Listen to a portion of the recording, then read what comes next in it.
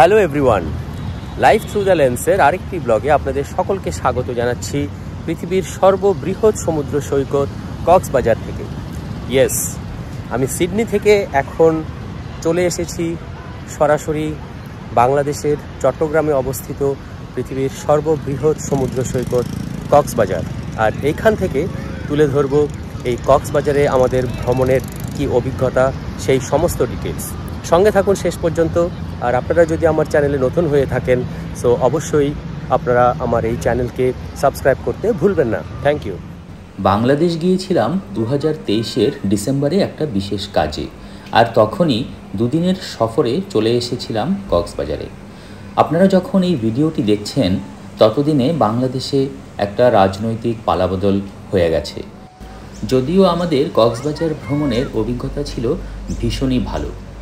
অসম্ভব সুন্দর এই কক্সবাজারের সমুদ্র সৈকত, তার যে বিস্তৃত বালুরাশি আর সমুদ্রের জল, সেটা কিন্তু আপনাকে অসম্ভব রকমভাবে মোহিত করবে।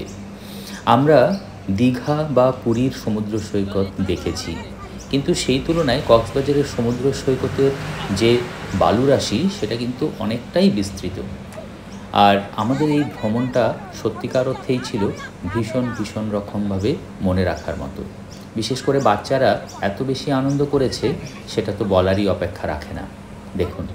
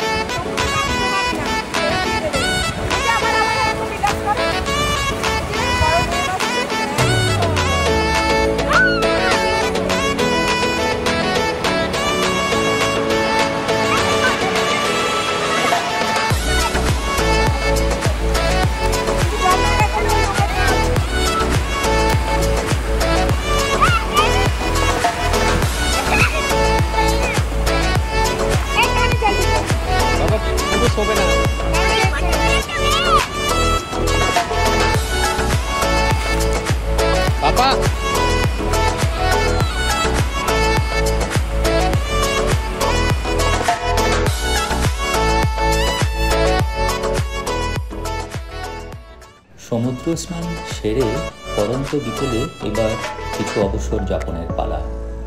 শৈশবের এই স্মৃতিগুলোই সারা জীবনের বাঁচার রসদ যোগায় আমাদের।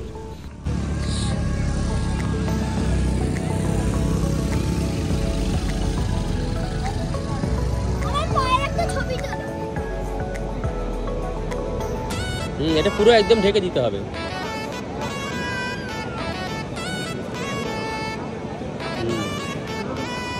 এখনো দেখা যাচ্ছে অনেকটা। নো, এটা আছে, ঠিক আছে, বলকনো বানাও।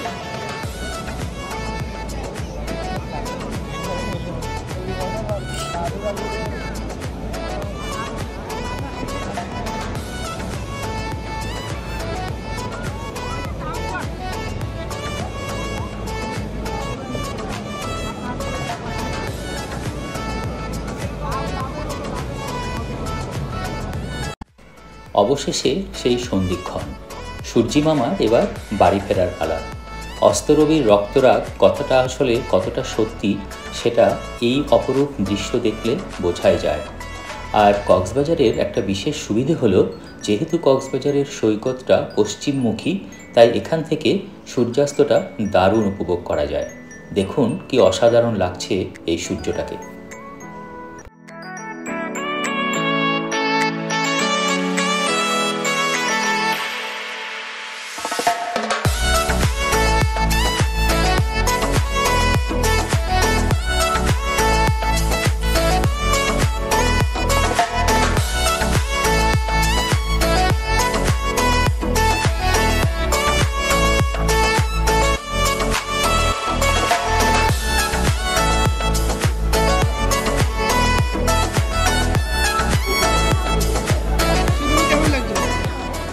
অবশেষে দিন শেষ হলো নিকটবর্তী শালিক রেস্টুরেন্টে রাতের আহার সেরে। কক্সবাজার মানেই সমুদ্র সৈকত, তাই দ্বিতীয় দিনেও আবার পৌঁছে গেলাম সেই সমুদ্রের পাড়ে।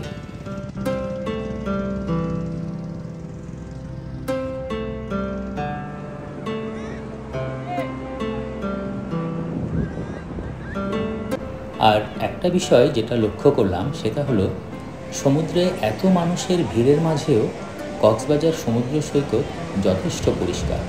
এটার জন্য প্রশাসনকে অবশ্যই ধন্যবাদ দিতেই হবে। দ্বিতীয় দিনে আমাদের পরবর্তী গন্তব্য ছিল ইনানি বিচ। ইনানি বিচ হলো কক্সবাজার থেকে আরও খানিকটা দক্ষিণ পূর্ব দিকে গিয়ে ওখানে একটা বিচ রয়েছে ছোট্ট, যার সাথে রয়েছে বেশ কিছু পাথর। তো এই জায়গাটা অনেকটাই টেকনাফ যে অঞ্চলটি তার একদমই কাছাকাছি।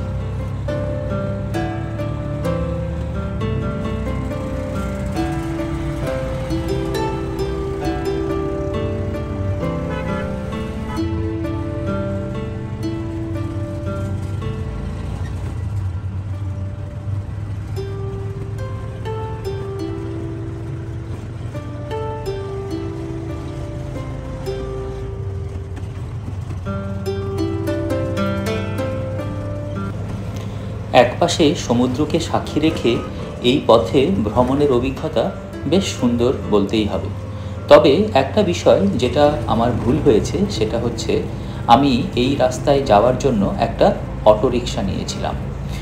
ভেবেছিলাম রাস্তার কন্ডিশনটা হয়তো বেশ ভালোই হবে, যদিও প্রাকৃতিক সৌন্দর্য খুবই সুন্দর, কিন্তু রাস্তার অবস্থাটা ঠিক ততটাও ভালো ছিল না। তো সে কারণে আমার পরামর্শ থাকবে এই রাস্তা দিয়ে যারা যাবেন তারা চেষ্টা করবেন একটা 4 হুইলার নিয়ে যাওয়ার।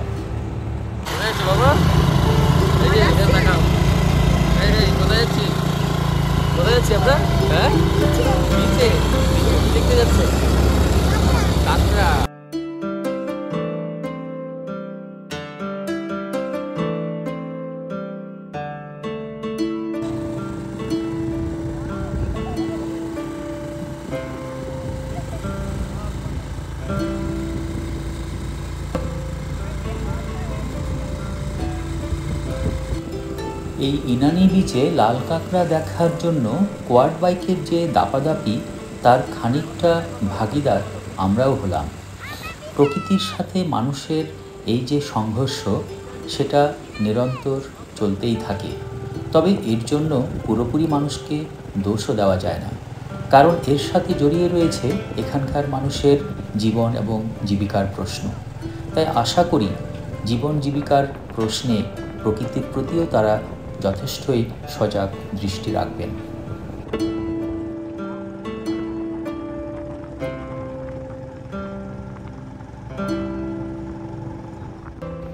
এই ভিডিওতে খুবই অল্পের মধ্যে নিজেদের একটা অভিজ্ঞতা শেয়ার করলাম, তাই গতানুগতিক ট্রাভেল ব্লগের মতো খুঁটিনাটি তথ্য দিয়ে আর এটাকে ভারাক্রান্ত করলাম না।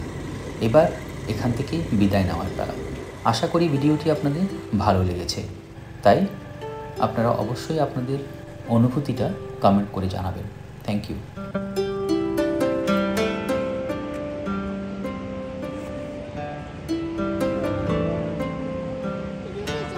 Say goodbye.